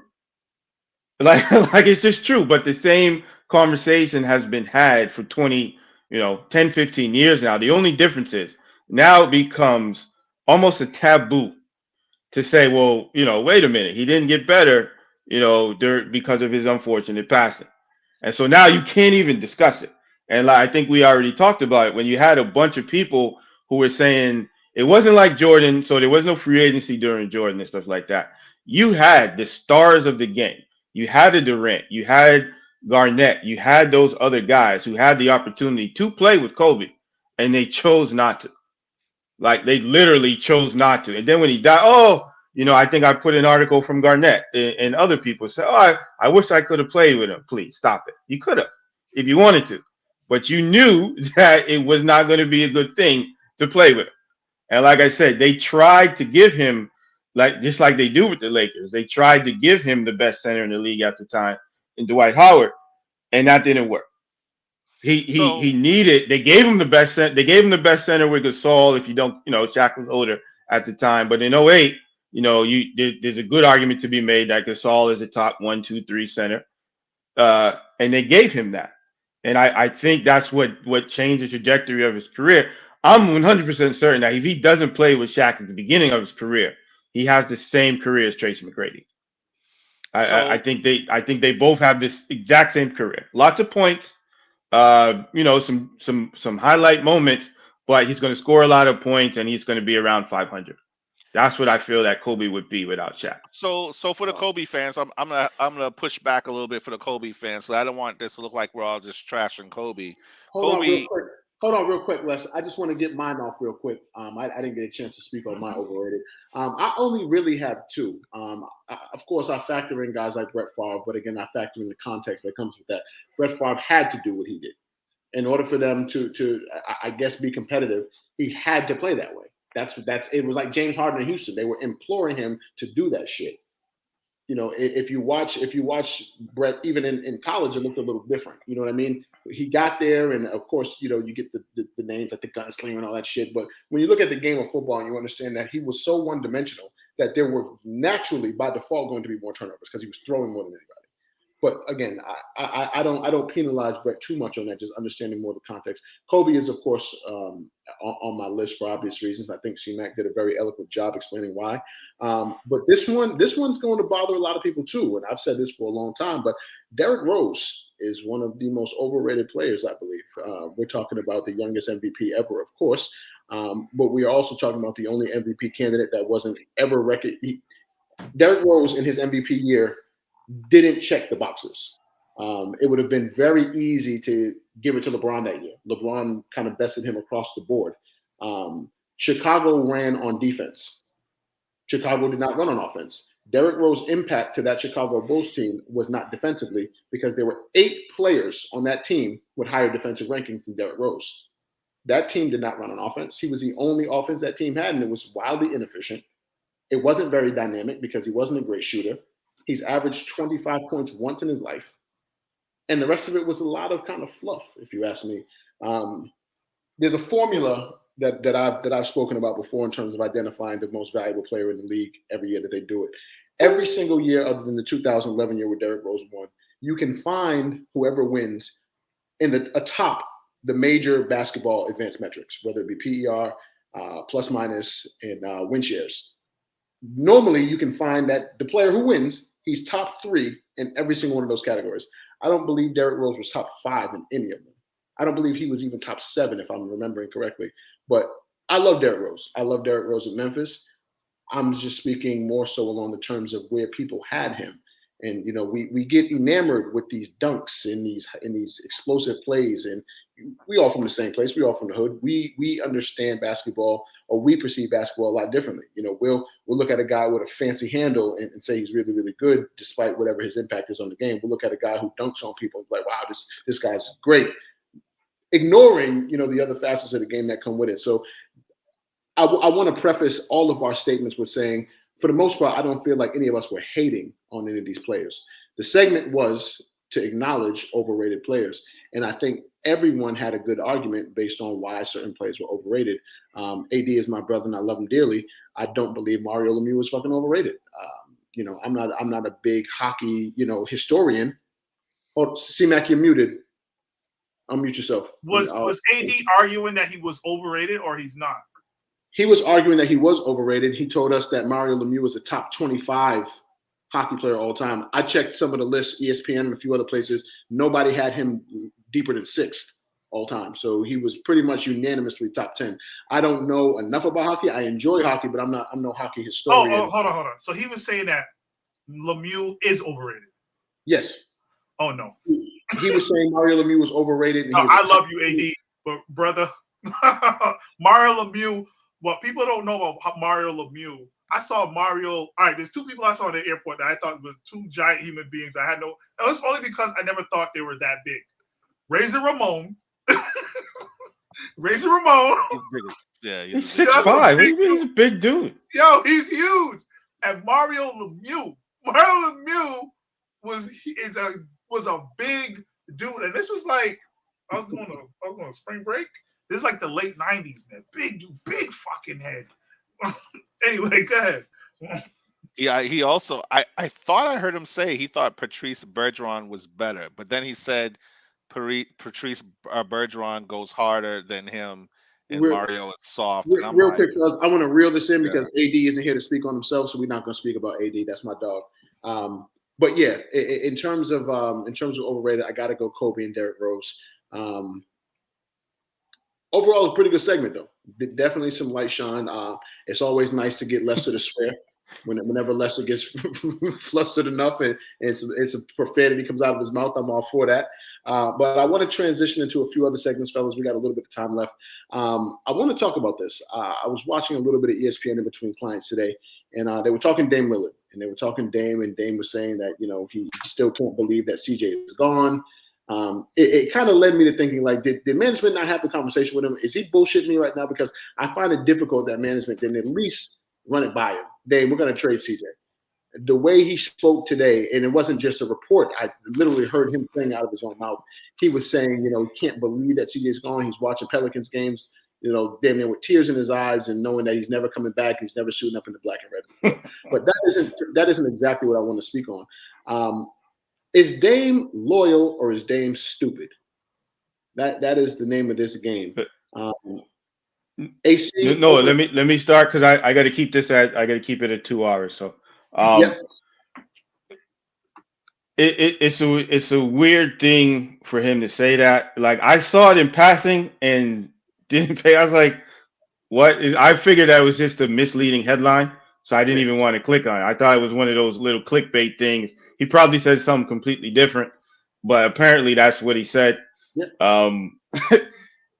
The idea of loyalty in the NBA obviously means nothing when you can sign a contract and demand to be traded with 2, 3, and 4 years left on it. But he saw what they did. He was part of that. He signed the contract. Like he signed the contract to re-up. He had to know, and I think somebody mentioned about players saying which players are good or not. They don't know. Like, these super teams and these people who are picking their friends to play with, it doesn't make sense and it doesn't work. He had to know that him and McCollum weren't going to work. We're going to get to a title. As soon as Portland couldn't get Ben Simmons or a player that was going to add to them, then he knew that. He knew it was going to be dismantled. What he did was get that contract, get the security that he was looking for at the price that he was looking for, because no one else would have been able to give him that $50 million re-up, and make sure that they do it that way. I think what he's saying is disingenuous. I think what you're seeing is the results of so-called player empowerment run amok. He could have said, we all know that if he wanted McCollum there, he would be there. I don't think any of us really questions that. If Portland's not running it by him, that Portland's not saying, hey, Dame, what do you think about this? We got this package for CJ, and we're going to build around you. Because I could have sworn a week earlier when it happened, he acknowledged the fact that they told him that they were going to build around him, and that was one of the reasons that they made the trade. Mm-hmm. I don't know, like, I could have sworn I saw that, and he sort of co-signed it. So I don't know, maybe he was emotional or what have you, but he had the chance to go. I think this offseason he will be gone, and he's using this excuse. He'll use this as an excuse to go back on what he said, because he's talked about other players doing, leaving and going to other places. So I think he's stuck. So now he can use this as an excuse. Yeah. Now he can use this as an excuse to end up, to end up in Philly, to end up, wherever. So that's what I think he's doing with this. I think this is a precursor to some other things. Cool. And just to the main point, AC, what is he? And I heard your brief piece on loyalty. Is Dame Lillard stupid or is Dame Lillard loyal? I can't, honestly, I couldn't even define it. I would say that him and his agent are smart. You get the contract first, and then you start talking that shit. So He you signed can't what, call 2 him. years ago? Yeah. They've talked about trading him for 3 years now. Mhm. They've talked about trading him for 3 years. They talked about trading him before I know for a fact they talked about it before he re-upped. So to me, that's it's not something that I personally do with my personal morals, but in terms of what the NBA allows, that was smart to make sure you got the money, just like Simmons did, just like James Harden just did in Philadelphia. Oh, I don't know, I'm testing free agency. As soon as he gets what he wants, he gets that he exercises $47 million. And I think you've seen it in the NBA several times. I think you saw it with Garnett, who re-upped. That's just what that league does. So I can't call him stupid because that's smart business. I can't call him disloyal because although we disagree about what empowerment means, he's an independent contractor. So if he has the opportunity to take his services elsewhere, the same way that Portland would not hesitate to trade him if LeBron were available or John Morant were available, I have no issue with him availing himself of that process if he does it the right way. I have a problem with him re-up and then talking shit, but I don't. The idea of loyalty for a situation that's independent contractors. I'm an independent contractor.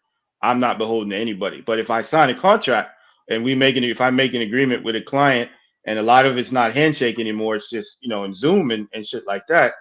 That client knows that I'm living out to it. They don't need to worry, that they're going to get the fax or the little PDF scan from me. They know when I say something, it's coming through. And so I hold some of these athletes to that too. That's what I can't call them stupid. I can't call them disloyal. It's one of those things I really have to think about a little bit more. Fair enough. But fellas, I do have to go early. I just talked about I do have some business. But Noah, hit me up right after the show. We'll do. Peace, AC, always. Yeah. All right, AC. Bye. I'm gonna go C-Mac and then we'll go Les. Dame Lillard, C-Mac, loyal or stupid? I think he's a little bit in between. I think Dame Lillard's career is a couple of degrees separated by from being a Westbrook or John Wall, where it's sort of like he has become he hasn't made the adjustment to his age, his body, the beating it has taken. He got exposed in the Olympics, just looked very pedestrian. Came back to the NBA this year looking pedestrian. The age of kicking out his legs 3 or 4 times a game and getting those extra free throws has hurt his confidence. I think he's trying to leverage the fact that some people still think he's an elite player. I don't. So I think he's very smart. I think he's loyal to saying the right things, but his actions are going to say otherwise come this summer. Interesting. Les, Dame Lillard, smart or loyal? I don't think it's about loyalty. I think he is smart because he got the money. I never looked at it. I'm sorry, Les, not smart. Loyal or stupid? Pardon. He's not stupid, but I don't think it's about loyalty either. I think the way I always read Dame Lillard is that he wants to win, but he wants to win it on his way. I'm not sure if winning his way had anything to do with him being on Portland or not. I think I'm not necessarily sure he's loyal to Portland. But a part of me also feels that maybe I've been to Portland. I don't see how people fall in love with Portland. It's a nice town, don't get me wrong, but I've been to Portland. I almost want to think that maybe Dame Lillard is, and I know I'm not answering your question. I apologize because I'm thinking it through. I feel like Dame Lillard might be a guy who likes to be the big fish in a small pond type of guy. And again, I don't know if that's loyalty. I think that might be more comfortability, more winning on his terms, him accepting that big time contract. Furthermore, I think he was lying or fibbing. He knew what CJ was getting traded. So I mean, is he stupid? No. Is he? I mean, is being loyal stupid in today's NBA? It might be. So I mean, that's the way I look at it. I think this is all about him being more comfortable than loyal. He got paid, so who cares? Yeah, exactly. He got his money, and I wouldn't be surprised if he doesn't force his way out of Portland. I'm telling you, I wouldn't be surprised if Portland wants to trade him more than he wants to leave, actually. I'm going to say he's stupid. If my choices are loyal or stupid, I'm going to go stupid simply because I don't believe in loyalty in corporate America. And the NBA is most certainly corporate America. Y'all know what I do. I'm a financial advisor. I am entrenched in corporate America, and I can tell you that there is no loyalty in corporate America. The only loyalty is the loyalty to yourself, and then your firm or your job or your employer's loyalty to what they got going on. There is no commingled loyalty because just like the NBA, it is our independent and individual responsibilities to do what's best for us as employees and them as employers. The minute you can no longer do what they need you to do, or the minute you start getting too big, or the minute your opinions start deviating from the system, if you will, you're expendable. No matter how good you are, they can't afford. Especially in my world, when your ideas start getting a little too big, and you start, maybe not wearing your tie into the office, and you start, you might even throw on something very, kind of casual, and you start affecting the culture. You're completely expendable. No matter how much they pay you, no matter what you bring to the table, they will not allow you to create too much deviation from their system. There is no loyalty in corporate America. There is no loyalty in business. I don't give a damn who I'm doing business with. I loan my family a lot of money with a contract, with a full-blown contract. I probably should have did that. I loan my I'm not loaning friends money anymore. I mean, I'll be honest with you, Lester. I was reading a new book. I believe it's Millionaire Mindset, and they said don't loan money. Don't loan. Give it away. If you can afford to give it away, give it away. Because the people you loan money to are people that you care about, and it's a bad decision to allow currency to interrupt family or interrupt friendship. If they need the money and you can afford to part ways with it, do not loan it to them. Just give it to them. It'll save your friendship. It'll save your relationship with your family member. But moreover, business is not about loyalty. And I think we, especially as Black people, we are tribal people by default. We assimilate to whatever group accepts us, whether it's gang culture, whether it's teen culture, whether it's neighborhood, whatever it is, we assimilate to the group that accepts us. We are tribal people by default. I think that affects us in a very negative sense when it comes to the corporate world because we believe in our head that there is loyalty. The minute Dame Lillard can't connect from 30 or 40 feet and he loses the things that make him dynamic, he is worthless to the Portland Trailblazers. And they will let him know that very quickly. He will be out the door faster than he ever believed he could be. His little locker and his little cubby where he hangs his shit up for game time, it'll have someone else's name there. There is no loyalty. Your only loyalty is to yourself and to your family. That's the loyalty that you have to employ. And I went through this as a junior advisor, 3-4 years into my practice where I was being courted by some of the more, the bigger or the more private wealth management companies. And I'm thinking, I got to be loyal to these. I don't have to be loyal to shit. I was thinking that I got to be loyal to this firm because, they gave me my first chance. They didn't give me shit. If I wasn't qualified, they wouldn't look at me. Right. I'm there because I'm qualified to be. And even when I got there was so many questions about my hair and why I don't shave every day.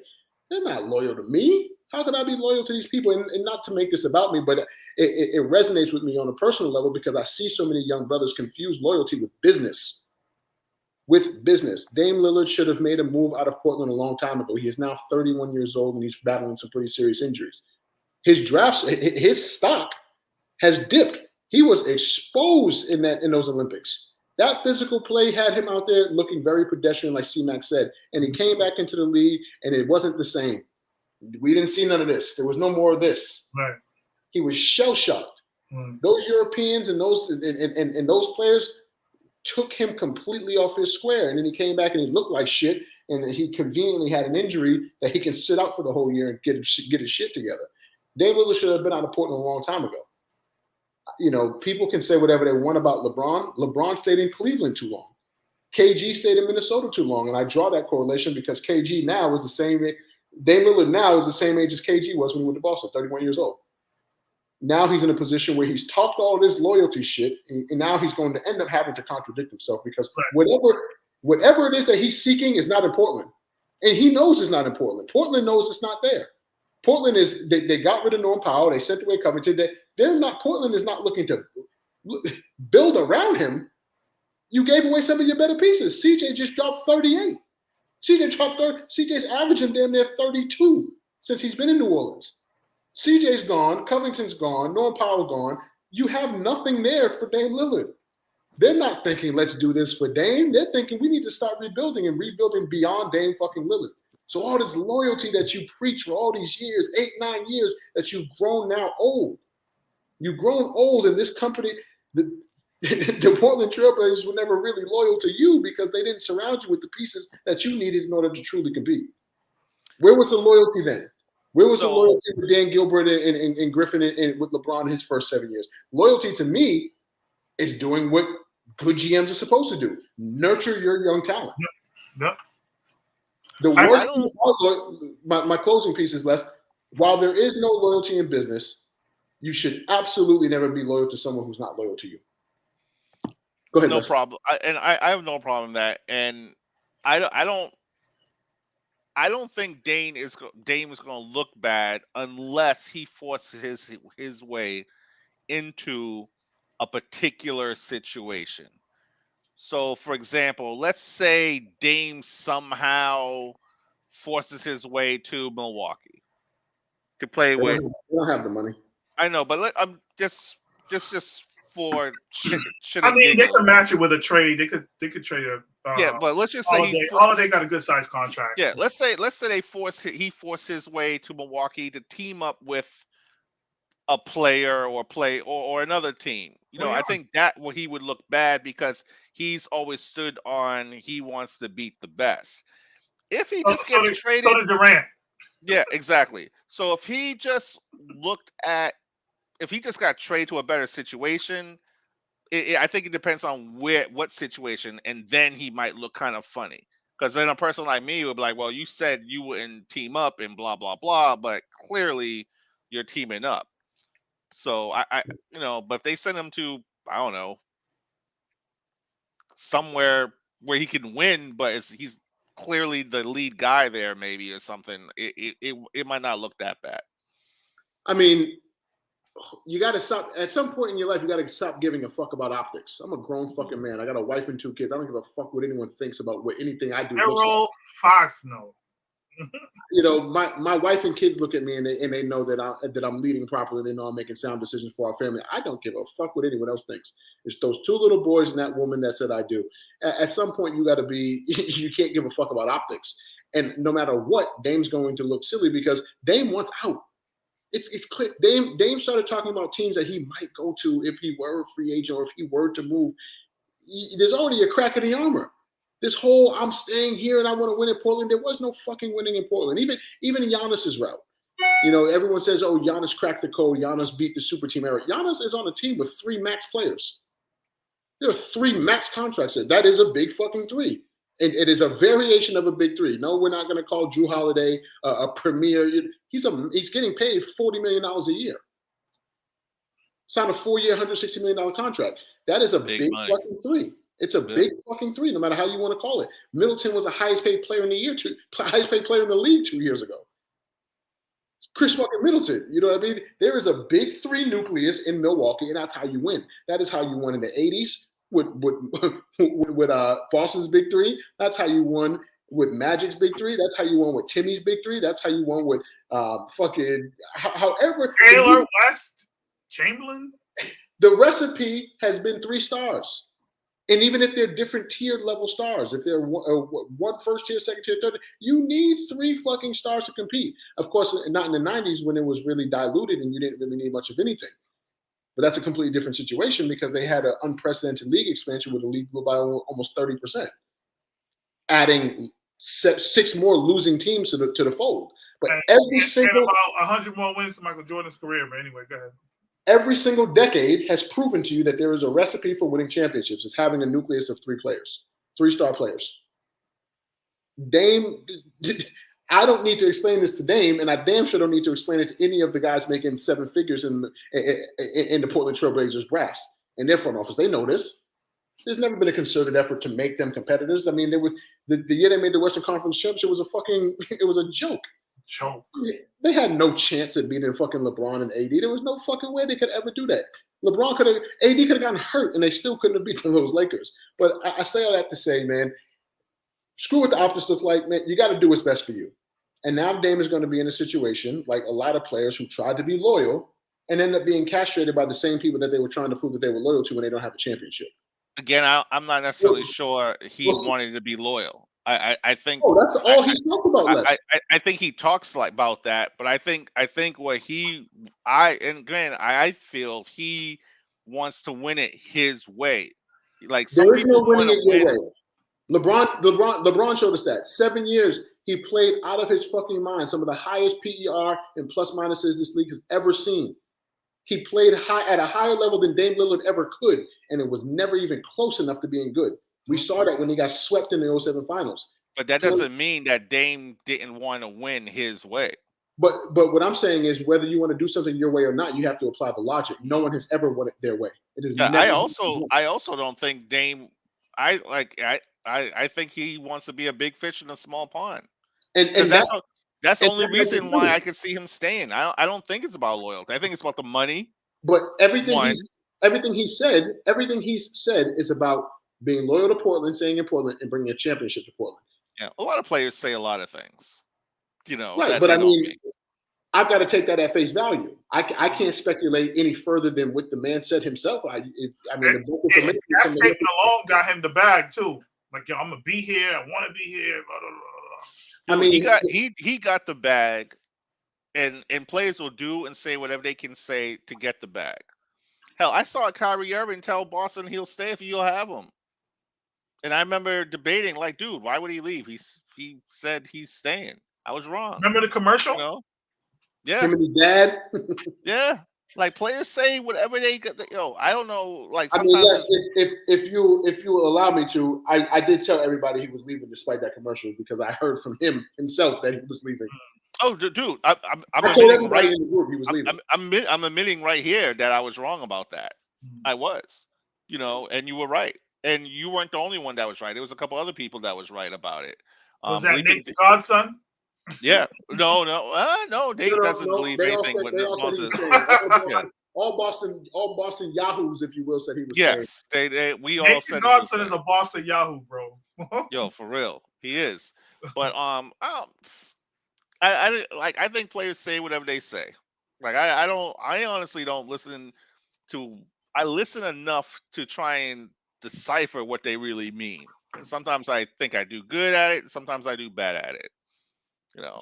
Fellas, we're at 1:45, but we're going to touch on this for about 2.5 minutes and we can close it out. I just want to touch really quick on the Aaron Rodgers Green Bay situation. Oh yeah, this ain't going to be long. Yeah, this ain't going to be long. I don't know what Rodgers is doing. I don't know why he's dragging this process out. I think it's unfair to Devontae Adams. I think it's unfair to the organization. I am always going to be player first, but I think I'm still going to call bullshit out when I see it. Aaron Rodgers is almost 39 years old. There's no need to drag things on. Your season's been over for over a month. You need to make a fucking decision. I think Tom Brady was a professional about his situation, and despite whatever leak that came out and said it prematurely, he followed up shortly after and confirmed so that team can go ahead and do what's best for him.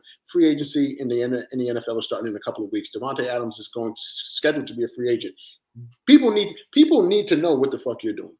You just got your 4th MVP. You're going back and forth. Now the Green Bay is saying that they never guaranteed him a trade at the end of last year when he agreed to come back for 1 year. The whole thing stinks. The whole thing has become a fucking circus. And I mean, we're talking about fucking Aaron Rodgers, one of the most talented quarterbacks ever. And it just the whole thing is rubbing me wrong. I'm a New York Giants fan to the day I die, since the day I was born. I would love Aaron Rodgers in that Pepsi Blue, but at the same time, man, it's shit like this, like character things to me.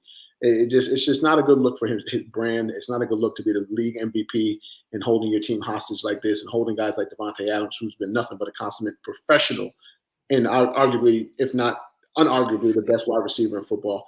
What are we making of this Rodgers Green Bay situation? Are they in a stalemate? What's going to happen? Is he going to force them to trade him? What do you guys forecast here? I think right now he's probing around the league to see who he could team up with. Mm-hmm. I think he's just trying to buy some time. Mm-hmm. He's trying to figure out maybe is Pittsburgh a good situation. AFC is a bad situation. All the best wide receivers in the AFC. He's trying to figure out if Tampa's a good situation. He's trying to figure out if Carolina's a good situation. Aaron Rodgers is a low. He's a level above a scumbag, right? Like he's and the reason why is just because he's just a massive complexion leveraging manipulator.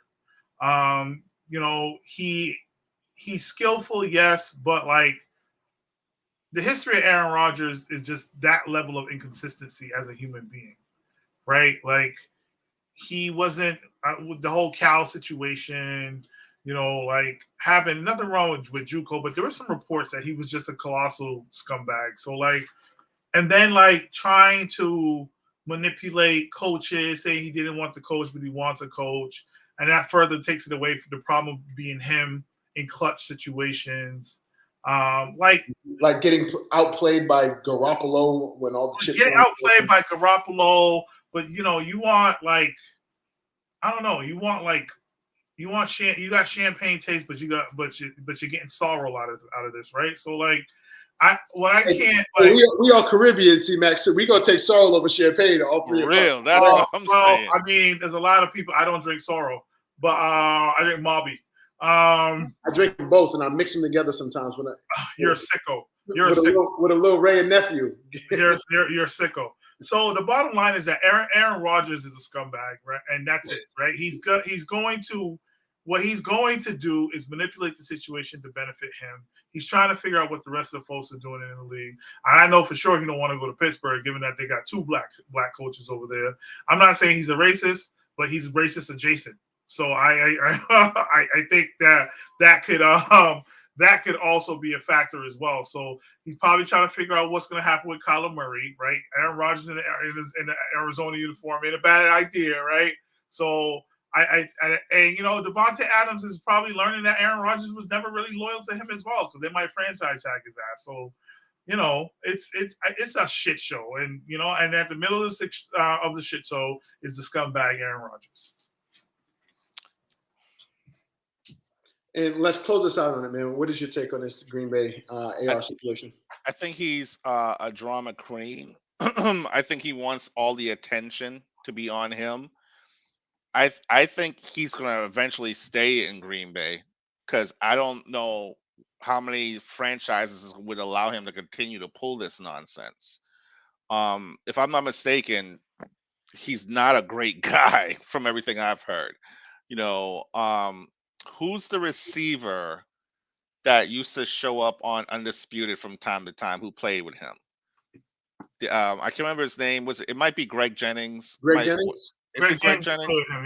Yeah. Greg Jennings doesn't have, outside of how good he is, Greg Jennings will tell you dude's a douchebag. Because when he had actually similar to Devontae Adams, when Jennings had his contract issues, not Brett Favre, Aaron Rodgers didn't try and help him either. And then they got him out of there. So I think Aaron Rodgers, kind of like what Corey's saying, is probably looking for the best situation for him, a place where he can have a lot of say, a lot of control. But the places that might make sense for him, I'm not convinced would give him that type of control. I think if Sean Payton doesn't retire, him and Devontae Adams go to New Orleans. Sean Payton retiring threw a monkey wrench into that plan. He is not going to the AFC. The best quarterbacks in the league are 24 years old, and they're dominating the AFC. He goes to Denver is on the radar. he'll be in a dogfight for second place every single year going to Denver with Justin Herbert playing great football, and of course Patrick Mahomes. You got you got Joe Burrow. You got you got Carr's not too far behind either. No. Exactly. No. That the AFC West. Every team in the AFC West finished at 500 or better. You don't want to go to that. You don't want to be 39 years old and be on the least talented team in the division and then be in dogfights to even get a playoff spot. If Aaron Rodgers has any kind of sense, which I believe he has enough sense to know that the AFC is not for him. That Pittsburgh job might look shiny, but you better stay the fuck away from it. Right. Having to deal with Lamar Jackson, Josh Allen, Joe Burrow, Patrick Mahomes, you want to avoid the AFC if you're a veteran. If you're a veteran, and that's for Russell Wilson as well. You know, this is me also shamelessly plugging my New York Football Giants for either one of those gentlemen to feel free to come on over, put on the Pepsi Blue. But yeah, Aaron Rodgers, my problem with him, and I think you said it best, Les, in terms of just wanting attention. You're Aaron Rodgers. You don't need to fabricate or create additional attention. You just want an MVP, your fourth one. You don't need to make yourself a spectacle in this negative light because you've already garnered that by your play, by your ability on that football field. So all the extra diva shit is really just that. It's extra diva shit. I'm hoping that shit gets resolved because, you know, it's not fair to my guy Devontae Adams, who's a pure and true professional. And, you know, for everyone over there in Green Bay to kind of move forward and for the league to kind of start shaping up. But fellas, as always, man, I know this was a tough episode, man. We lost Kamish, we lost AD, but hey, sometimes it get crunchy over here sitting talk. You know, we're gonna talk our shit like we're supposed to. We're gonna get crunchy sometimes. So, fellas, I appreciate you. Lemieux who did it. I can't believe it. Hey, leave it. That's a prohibited word in Sit and Talk podcast moving forward. Fellas, this is Sit and Talk podcast. My man LES, my man C-Mac. I certainly appreciate y'all. We are the intersection of sports and culture. Make sure you're tapped in across all social media platforms. It's SNT Sports, sitandtalksports.com. Tap in with us over on Facebook. See us over on Clubhouse, man. Shout out to Smooth, the best moderator on the app. We are Sit and Talk, man. This is what we do. Somewhere in heaven or wherever he's at, Kobe Bryant just missed 11 more shots. Jesus Christ. Wow. Oh, man, Kobe, moment of silence. Wow. That's real classy. I said he's in heaven. I'm going to hell. Moment of silence for Cole, man. Moment of silence for Cole. See, here you go. Moving him up to top 10 again. Bye. SNT Podcast, man. We out.